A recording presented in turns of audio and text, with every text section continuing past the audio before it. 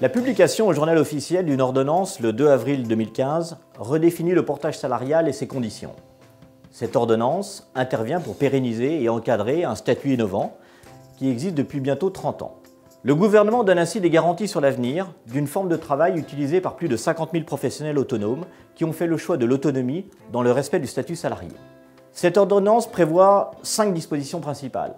Tout d'abord, l'exclusivité de l'activité de portage salarial, c'est-à-dire qu'une société de portage doit obligatoirement se concentrer sur cette activité et sur ses salariés portés.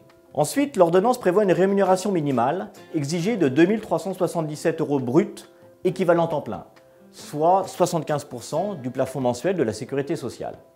Elle prévoit aussi la mise en place d'une garantie des salaires au bénéfice des salariés portés.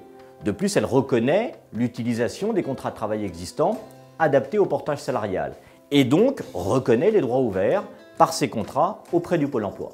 Et enfin, le portage salarial concerne exclusivement des prestations de services rendues par des professionnels autonomes. Elle vérifie donc que le consultant justifie d'une expertise, d'une qualification et d'une autonomie qui lui permettent de rechercher lui-même ses clients et négocier avec eux ses prestations. En conclusion, cette ordonnance acte en faveur du portage salarial en sécurisant les travailleurs autonomes et les entreprises clientes qui font appel à leurs services.